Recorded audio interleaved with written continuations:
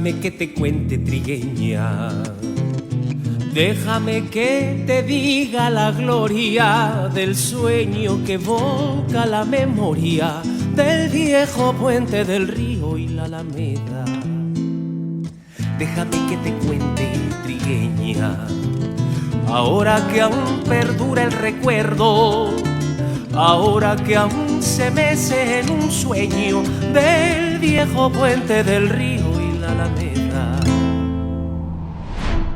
A principios de los años 90, Cuautla era uno de los destinos turísticos del estado con gran actividad por sus balnearios. Las discos de moda entre los jóvenes eran el Zarco y el Dixá, y Paquita, la del barrio, cantaba en el restaurante Jardín Superior en la colonia Plan de Ayala. En pleno apogeo del gobierno salinista, Cuautla vivía un crecimiento desmedido del comercio informal, teniendo uno de los tianguis más grandes, pues corría desde el mercado Cuautla hasta el mercado Hermenegildo Galeana y sus calles aledañas, con más de 3,000 vendedores ambulantes. En medio de este ambiente llegó Javier Malpica Marínez, presidente municipal de Cuautla en el periodo 1991-1994, quien ha pasado a la historia como el alcalde que logró la reubicación de todo el comercio ambulante y propició el surgimiento de la plaza 11 de diciembre y Solidaridad en el norte de la ciudad, así como la ocupación del centro comercial Cuautla y la creación del mercado Niño Artillero. Nuestra segunda entrevista es con el licenciado Javier Malpica Marínez.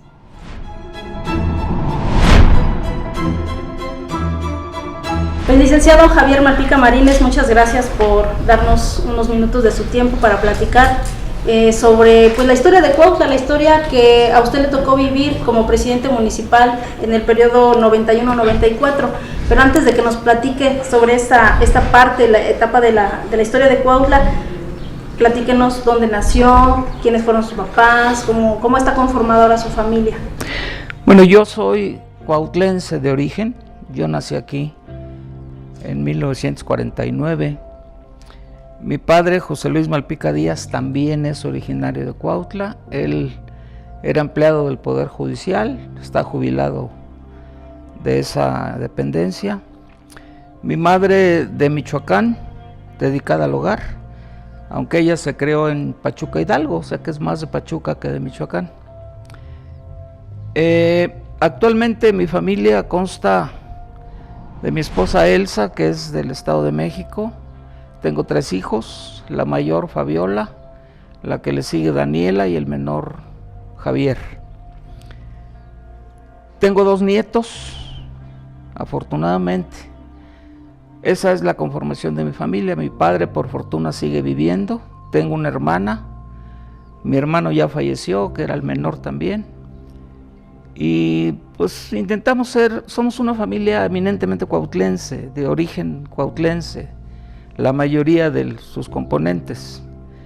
Por eso es mi cariño y mi amor por Cuautla. ¿En qué lugar nació?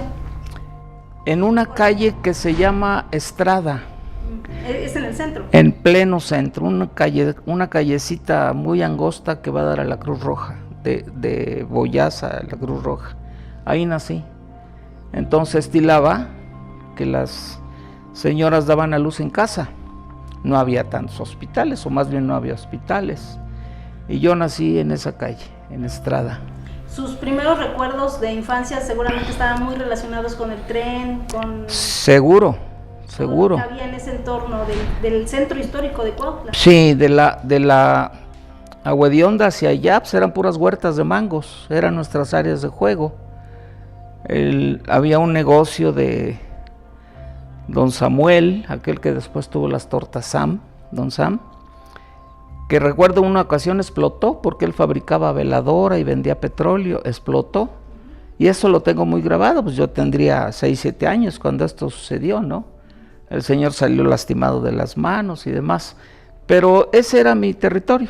Efectivamente el tren, que a las 6 de la mañana daba el primer pitazo, después a las 3 de la tarde cuando regresaba de sus viajes a Puebla y a México, y que de cierta forma era nuestro reloj. Mi madre, cuando el tren tocaba a las 3, me decía: ya no tarda tu papá en llegar, ya voy a servir la mesa. Y por la mañana pues nos despertaba el silbato del tren para ir a la escuela. Yo estudié en la escuela Hermenegildo Galeana. Ahí fue mi primaria. Secundaria en la Antonio Caso. Solamente había una secundaria. Había más, pero pues sí, particulares, La Paz, la Teresa Martín, el Colegio Balmes, la secundaria Gabino Barreda, pero yo estudié en la Antonio Caso, era escuela secundaria por cooperación, recuerdo, pagábamos 20 pesos mensuales. La prepa, en la prepa Cuautla, y la carrera de Derecho la estudié en la Escuela Libre de Derecho, en la Ciudad de México. ¿Cómo era la Cuautla de esos años, de cuando era niño, cuando ya fue joven? ¿Cómo se vivía? ¿En qué se entretenía la gente, por ejemplo? Pues era una ciudad muy tranquila, muy tranquila. No había, por ejemplo, los índices de delincuencia y de inseguridad que hoy la caracterizan. Todo el mundo nos conocíamos, éramos una gran familia, ya sabíamos quién era quién, a qué familia pertenecía, conocíamos a los padres, en fin, era una ciudad netamente provincia, con un calor tremendo, por supuesto, eso nunca se le ha quitado, y espero que no se le quite. Muy pequeña, no tenía la extensión habitacional que hoy tiene, y era una ciudad muy bonita. Yo añoro mucho aquella Cuautla. Era una ciudad bonita, tranquila, con un índice turístico bastante importante. Fue la época que yo viví de las películas que se filmaron aquí. Incluso yo me alquilé de extra varias veces. ¿En qué película salió? Viva María, con Brigitte Bardot. ¿Y sí aparece así en escena? Pues en La Bola, aparezco en La Bola. Hubo otra que se llamó Macho Callaghan, que la filmaron parte en Cuautla y parte en Coahuistla. Bosch Cassidy también fue filmada aquí, en varias producciones. ¿Y que los artistas que llegaban se hospedaban en el Hotel Vasco? En el Hotel Vasco. El Hotel Vasco se hizo famoso por eso, porque era la sede de Hollywood y de los estudios Churubusco Azteca, que eran los que más venían a filmar. Era un hotel precioso, muy cómodo, en pleno centro, y las compañías cinematográficas casi lo alquilaban todo para su producción. Entonces esa parte me tocó vivir la plenitud. Licenciado, ¿y cómo viene siendo su trayectoria profesional? Platíquenos hasta antes de ser el candidato a presidente municipal. Mira, yo tuve siempre la inquietud de la política, siempre. Yo recuerdo que estaba en segundo año de la carrera en la Libre de Derecho cuando llegó Carlos Alberto Madrazo, que era presidente del Comité Nacional del PRI, a dictar una conferencia. Y al final de la conferencia preguntó si alguien tenía interés en participar en el partido. Y creo que de los primeros que levantó la mano fui yo. Me hicieron asesor jurídico del Comité Distrital 19. Ese fue mi primer contacto con el PRI, con el partido.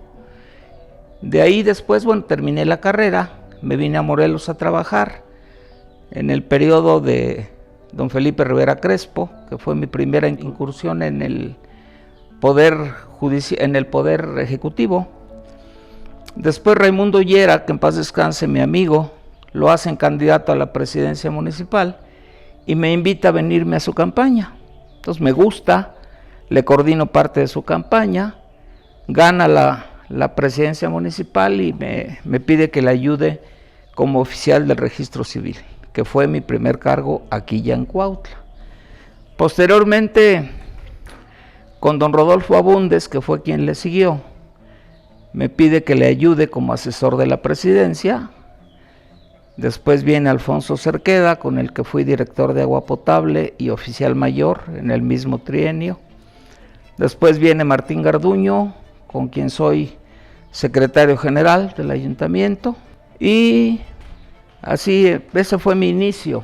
Y terminé con Sergio Valdespín, primero como secretario técnico de la presidencia y después como secretario general del ayuntamiento.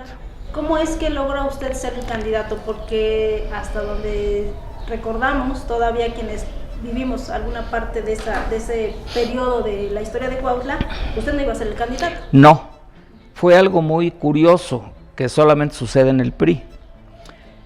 Yo logré ser candidato a diputado local por este distrito de Cuautla. La definición de la candidatura se iba a realizar en una asamblea distrital con delegados y voto en papeleta. Entonces yo recuerdo, el candidato era Antonio Nogueda Carvajal, con amplia posibilidad de ganar.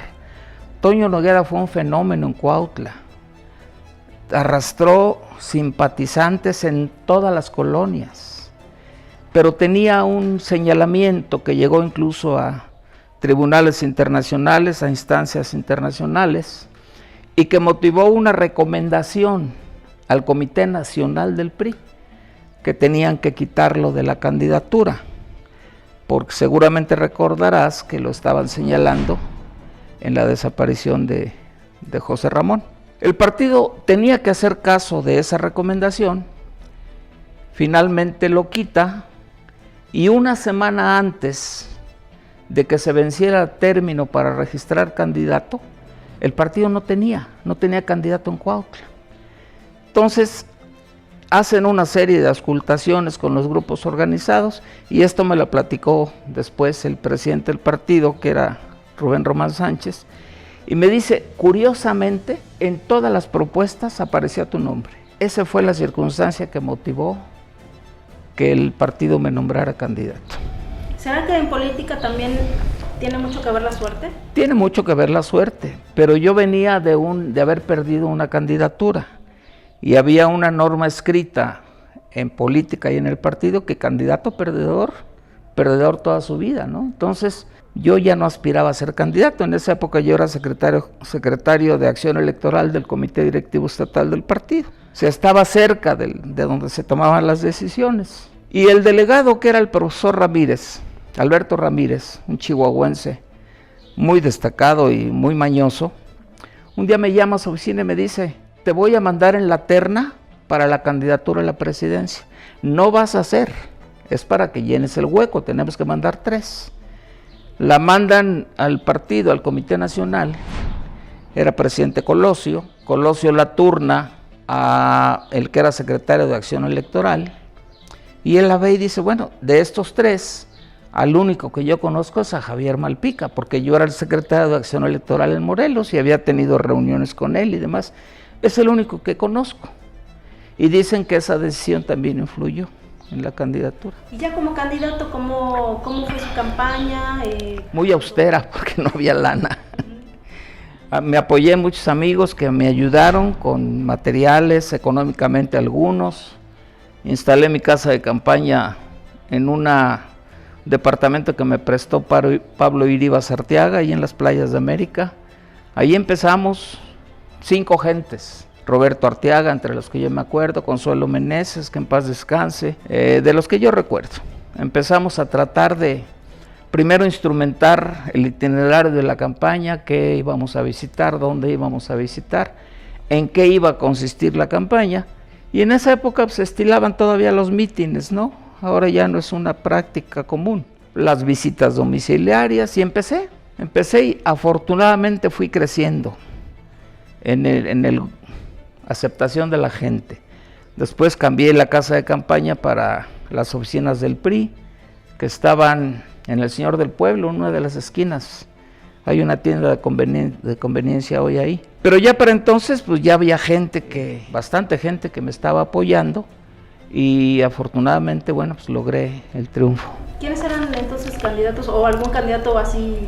Alberto Tapia era candidato por el PAR, el auténtico de la Revolución Mexicana. Carlos Ursúa era por el PAN. Éramos 6 candidatos en total, y afortunadamente pues logramos ganarles. Una vez que gana, que toma protesta, que comienza su primer día de trabajo como presidente municipal, ¿cuál fue el primer tema que usted dijo, esto es lo primero que tengo que resolver? Desde la campaña había una demanda muy recurrente, que era la reordenación del comercio ambulante. Si tú recordarás, en esa época pues estaba invadido el Zócalo, estaba invadida todo el centro de Cuautla, y había un corredor de comercio ambulante que llegaba hasta el mercado Hermenegildo Galeana. Enlazaba con el comercio que está en la periferia de dicho mercado.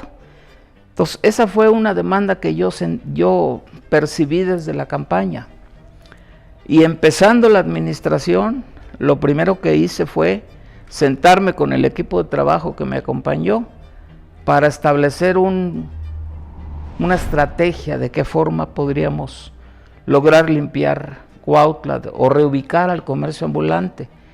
Nunca pensamos en la posibilidad de quitarles su fuente de ingreso, pero sí ordenarlos. Es decir, tú, ciudadano, tienes el derecho, pero tu derecho es donde la autoridad te diga, porque si te quieres poner en la vía pública estás lesionando el derecho de otro y eso ya no es lícito. Entonces empezamos a hacer un programa de trabajo que después le presenté al entonces gobernador Antonio Riva Palacio. Lo revisamos, lo enriqueció él, la gente que le asesoraba o que le ayudara, y finalmente establecimos mesas de trabajo con los comerciantes ambulantes, con sus mesas directivas. Fueron casi 2 años de estar permanentemente terqueando en el mismo tema. Se firmaron muchas minutas, se hicieron muchos compromisos ante notario público que desafortunadamente nunca cumplieron. Su única propuesta era el Zócalo. A nosotros déjanos el Zócalo y no vas a tener problema.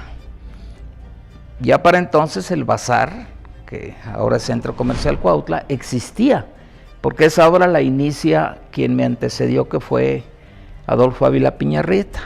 Él la construye, a mí me tocó solamente darle los acabados, pero ya tenían un espacio, pero así, ¿no? Le ponían pero a todo, que están los lugares muy chicos, que aquí se va a meter agua, que por acá pega mucho el sol, etcétera, etcétera. Entonces finalmente pues tuvimos que tomar una decisión necesaria, pero muy dolorosa, que era hacerlo por la vía de la fuerza pública. ¿Cómo fue ese retiro del comercio ambulante? ¿Hubo situaciones ahí difíciles? Sí, ¿cómo no? Muy difíciles. Yo estaba amenazado incluso de muerte. La casa de ustedes, que está en la Plan de Ayala, pues me la balacearon en una ocasión. Y mi familia estaba también, los tuve que sacar de Cuautla para que se fueran a otro lado porque estaban amenazados. Fue una situación muy compleja, muy peligrosa. Había muchos intereses de los grupos. Con el apoyo del gobierno del estado logramos reubicarlos. Bueno, pues no hubo mayor conflicto. La gente finalmente ya aceptó pues que tenía que irse del centro histórico y afortunadamente mientras duró estuvo bien. Quienes vinieron después ya es su responsabilidad, ¿no? ¿Habría sido posible hacer esa gran tarea, esa gran labor de quitar todo el comercio ambulante si no lo hubiera apoyado el gobierno del estado? No. Cuautla tenía 200 policías. Era la única fuerza con la que contaba. ¿Cómo cuántos comerciantes eran? Yo logré reubicar a 3,000 comerciantes de los dos mercados, del mercado Cuautla y del mercado Hermenegildo Galeana. 3,000 comerciantes. 3,000 comerciantes, ¿y todos eran de Cuautla? No, había mucho comerciante que venía de Puebla, del Estado de México, incluso del DF. Ya estaban asentados prácticamente. Ya tenían sus puestos anclados en la plancha del Zócalo. Utilizaban incluso tanques de gas con el peligro que esto representaba, porque había comerciantes que vendían alimentos. Entonces los calentaban o los preparaban con gas. O sea, ya era un peligro latente y además la molestia que generaba a la ciudadanía.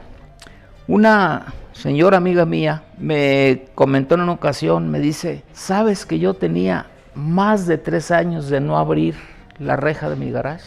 No podía, porque tenía ubicados en la puerta de su garage comerciantes y si ella los quería quitar, pues se le echaban encima, ¿no? Pero sí fue un proceso muy peligroso. Y desgastante. Desgastante. 2 años de mi administración casi empleé en esa acción.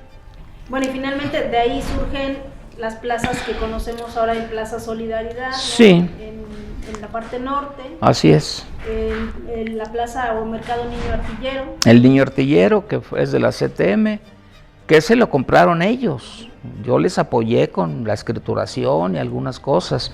Y la ocupación de lo que se le llamaba el bazar y que ahora se le Sí, sí, también. Solamente quedó una calle que no se pudo. La calle de Vázquez, porque tenía un amparo vigente en esa época todavía. Quitamos algunos, no pudimos quitar a todos, porque en el amparo no estaban incluidos todos los que estaban ubicados. Entonces hicimos un análisis y a los que no estaban protegidos por el amparo, pues sí los tuvimos que reubicar, pero quedaron la mayoría. De ese proceso tan largo, tan cansado, tan desgastante, ¿qué es lo que usted aprendió? A veces hay que tener valor o algo más para tomar decisiones, que es difícil, no es fácil tomar una decisión como la que se tomó en aquella época.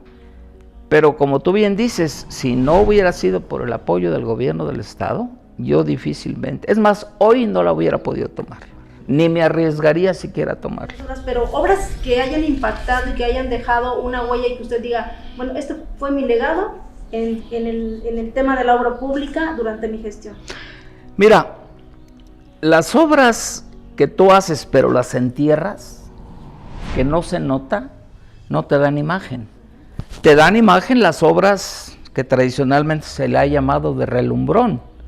Yo procuré no realizar ninguna obra de relumbrón, pero sí te puedo decir, por ejemplo, la planta de tratamiento que hoy está en funcionamiento, pues fue una obra que yo empecé y terminó Tadeo, que fue quien me sustituyó, mediante un crédito de Banobras, que fue la única deuda que yo dejé, lo que se le debía a Banobras por la planta de tratamiento.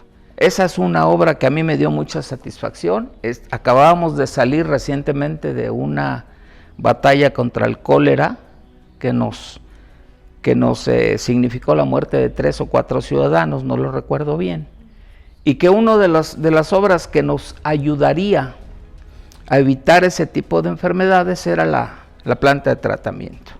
La creación del sistema operador de agua potable, que fue también resultado de lo mismo, porque antiguamente el sistema de agua potable lo manejaba el municipio y era el ingreso más importante económico del municipio, pero la verdad es que no se invertía el recurso que el agua potable dejaba en mejorar el sistema, sino se iba en el caudal de ingresos de la tesorería y el sistema operador seguía igual. Entonces tuvimos que crear el sistema operador de agua potable con patrimonio propio, personalidad jurídica propia, totalmente ajeno al ayuntamiento. Es decir, ahí el presidente no tiene nada que ver, más que es el presidente del consejo directivo, hace propuestas, pero nada más. La remodelación de la Alameda, que fue otra obra que también la ciudadanía me había solicitado y que a mí me dio mucho gusto realizarla. Ahí conté con la colaboración del Colegio de Arquitectos, que fue quien hizo el proyecto. ¿De qué se trataba? Se trataba de intentar regresar la imagen antigua de la Alameda. Cuando yo estaba en primaria, recuerdo que estaba la estatua clásica de Morelos, cuando está de pie con un pedestal a un lado. Había un podium, azulejo muy bonito. Intentábamos regresar esa parte y creo que medio lo logramos. A mí me tocó regresar esa estatua clásica de Morelos a la Alameda. Para entonces la que estaba ubicada era la que está ahora en la zona norte, que también nos tocó hacer ese monumento a Morelos. Se trasladó el que está ahora en la parte norte, esa estaba en la Alameda. Estaba en la Alameda, sí. La movimos hacia allá y tuvimos que hacer una remodelación de la glorieta y demás, pues para recibir la imagen del general de una forma digna. Fueron de las principales, la Escuela Hermenegildo Galeana, en la que yo participé con gestiones, con apoyos económicos incluso. Pero fíjate que a mí me tocó el programa de solidaridad que Carlos Salinas de Gortari implementó, que eso me generó también un gasto, porque las obras, sobre todo de pavimentación, se llevaban a cabo con aporte de los vecinos, aporte de la federación y aporte del municipio. A nosotros nos tocaba poner los agregados, la arena, la grava y en ocasiones la mano de obra. Entonces eso significó un gasto bastante importante. porque llegaban comités de la colonia fulana, que ya estaba la mano de obra, que nomás faltaban los agregados, y pues ni modo, a cumplirles. Solidaridad le dio a Cuautla muchos resultados, muy buenos resultados, sobre todo en pavimentación y en agua potable. Y licenciado, en el tema cultural, bueno, recordamos por ahí que las veladas, el desfile eran eventos muy esperados por la ciudadanía, pero también impulsó actividades culturales muy específicas. Intentamos hacerlo con los pocos recursos que el ayuntamiento tenía en esa época, pues montábamos con apoyo de algunas gentes de la Casa de la Cultura, entre ellos Paz Matilde Osorio, muestras o exhibiciones de pintura en los altos de Palacio, entre otras. Y claro, la velada, que es un evento clásico, que la gente, yo recuerdo, volviendo a cuando era niño, que la gente llegaba de gala a la velada, ¿no? Son eventos que tienen más de 100 años haciéndose en Cuautla, pero que le cuestan mucho dinero al municipio. Le cuestan igual que el desfile. A veces la gente dice, no, el desfile estuvo muy feo, no vino la Naval, no vino el Colegio Militar, no vinieron las escuelas de Puebla, pero es que eso cuesta. Hoy día las escuelas de Puebla ya te cobran por venir, ya no vienen gratis, ¿eh? Antes venían por la torta y que los dejáramos entrar a Agualinda a nadar y ya. Ahora no, ahora le ponen precio. Te cuesta 50,000 pesos que mi contingente vaya. Ya no es como antes. La Heroica Escuela Naval pues nos costaba traerlo una buena cantidad, porque ellos llegaban el 29, le daban marco a la reina que se elegía, participaban en el desfile y se quedaban hasta el 1. Y esos 3 días había que pagarles alimentación y hospedaje. Nosotros tuvimos siempre el apoyo de don Raúl Aispuro, que era el gerente de Huastepec, y ahí los hospedábamos, pero nos costaba, pues. Entonces, son eventos muy arraigados en la comunidad, pero necesarios hacerlos. Claro, ya tradicionales, digamos. Tradicionales. Y en medio de toda esta austeridad, yo le pregunto, por ejemplo, ¿cuánto ganaba usted como presidente municipal? Yo ganaba 5,000 pesos mensuales. En esa época eran millones.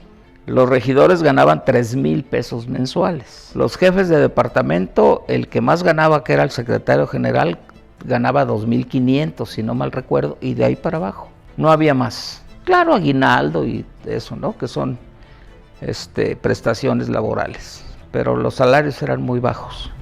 Y a todo esto, cuando ya concluye o está por concluir su administración, haciendo un balance quizá de lo que se hizo y de lo que se dejó de hacer, ¿hubo algo que a lo mejor a usted le hubiese gustado hacer por falta de tiempo, de recursos, ¿no? Que no lo haya podido lograr?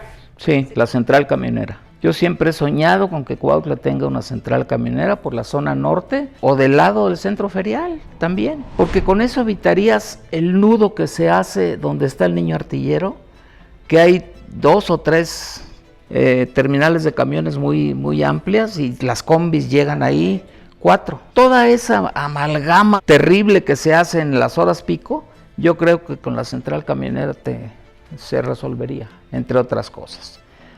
Desafortunadamente, pues tú lo acabas de mencionar, no había recursos suficientes. Alguien me presentó un proyecto y decía, pues es que los camioneros tienen que pagarla, porque es su casa, ellos tienen que pagarla. Consíguete el terreno, se lo cedemos a ellos y ellos que construyan su central camionera. Pero nunca, no se logró.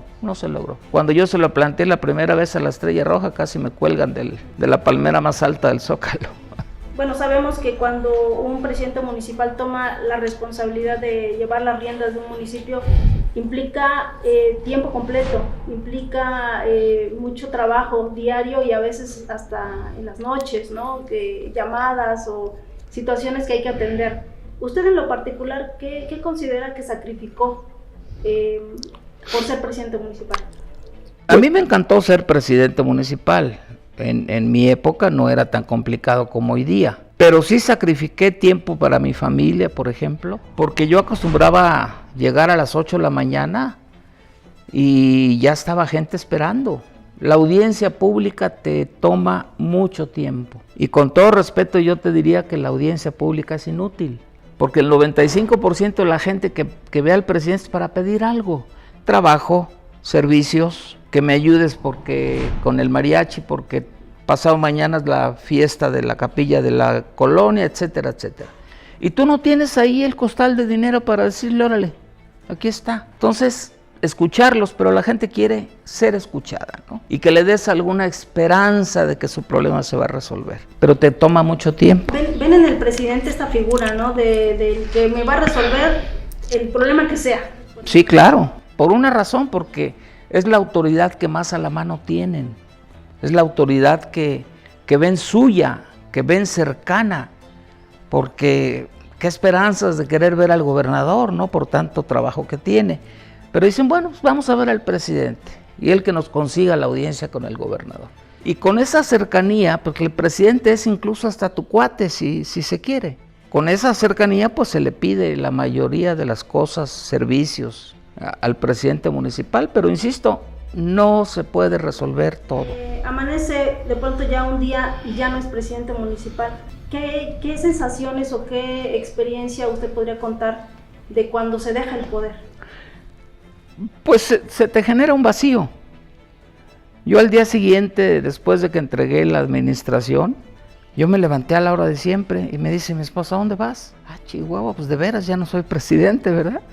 O sea, sí sientes nostalgia porque el poder te genera nostalgia, sobre todo si lo ejerciste con justicia, si lo ejerciste con equidad, si la gente reconoce lo que hiciste, pues sí sientes nostalgia. Pero te vas acostumbrando a ya no ser. Algún amigo una ocasión me dijo, prepárate para ser, pero prepárate para dejar de ser. Y sí, yo cuando terminé, lo primero que hice fue ir a tomarme una nieve allá en la Alameda, que tenía años de no sentarme ahí a tomar una nieve. Fue lo primero que se me ocurrió hacer, pero sí se siente ausencia. Por último, licenciado, si tuviera oportunidad de aconsejar al que vaya a ser el próximo presidente municipal de Cuautla, que no sabemos quién va a ganar el proceso electoral de este año, ¿qué consejo le daría a usted como expresidente municipal? Primero le diría que es muy valiente por haberse aventado a administrar esta ciudad que se ha vuelto muy compleja. Y segundo, yo le aconsejaría que buscara con mucho cuidado y con mucho tiento a sus colaboradores cercanos. Hacer un buen equipo es lo que te da administrativamente en un cargo como este, te da más altura, te da el éxito. Un buen secretario general, un buen director de obras y servicios públicos, un buen director de la policía municipal o secretario de seguridad pública, un buen contralor. O sea, si él sabe escoger a la gente que cercanamente le rodea, creo que va a poder entregar buenas cuentas. Si él pretende hacer todo o enseñar a sus cuates que le ayudaron en la campaña a ser funcionario municipal, no va a poder. Cuautla ya no puede ser un laboratorio. Ponían candidatos a la presidencia porque eran amigos de fulano, pero no sabían nada de la administración. Eso ya no puede pasar en Cuautla. En Cuautla debemos tener gente preparada, con experiencia, con talento para poder ayudarle al presidente municipal. Para mí es fundamental el equipo de trabajo. Pues licenciado, ¿algo que usted quiera agregar, que quiera comentarnos para terminar esta entrevista? Pues darte las gracias que me hayas permitido recordar esto y que nuestros amigos que ven los medios pues se den cuenta pues que el ser presidente municipal es un compromiso muy difícil de cumplir. Más ahora, tenemos un ayuntamiento con una deuda enorme, que no sé cómo la vayan a pagar. Tenemos una ciudad, me da mucha tristeza decirlo, pero una ciudad sucia, insegura, llena de topes.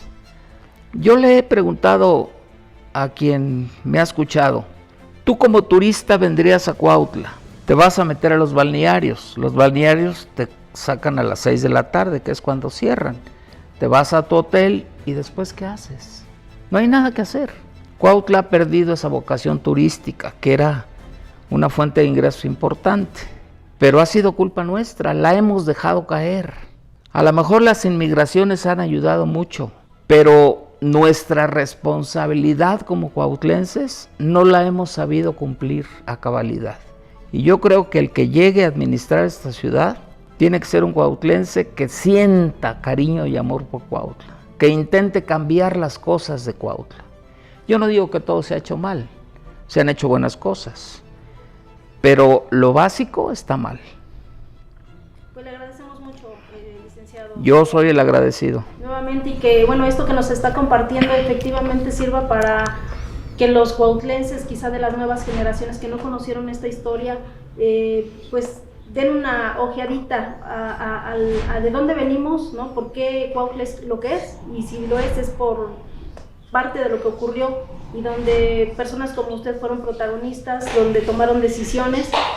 Y como dice usted, la historia, cada quien pone la historia en su lugar a cada quien. Claro. Pero a veces no se conoce esa historia. Entonces, esta es la intención de platicarla, de que de viva voz de usted que lo vivió, pues nos lo platique y tengamos presente todo esto, este pasado, y que sepamos hacia dónde vamos. Yo venía de haber ocupado varios cargos y decía, no hombre, pues a mí quién me va a enseñar. Pero no, cada trienio tiene su propia verdad en términos económicos, sociales y políticos. Un trienio nunca es igual al anterior. Son circunstancias diferentes. Son circunstancias distintas. Entonces yo me encuentro sentado en el escritorio del presidente sin saber nada, cuando ya había tenido una participación importante dentro del ayuntamiento, ¿no? Y te suceden cosas chistosas a veces, anécdotas, ¿no? Que te van ubicando. Pues muchísimas gracias. Gracias a ti, Asbeide. Gracias, y gracias a quienes nos han seguido en esta entrevista. Esperemos que les haya gustado y que nos sigan acompañando con otras entrevistas que tenemos preparadas y que esperamos compartirles muy pronto. Por esta ocasión, pues les agradecemos y que tengan todos muy buena tarde. Déjame que te cuente, trigueña, ahora que aún perdura el recuerdo, ahora que aún se mece en un sueño del viejo puente del río y la alameda.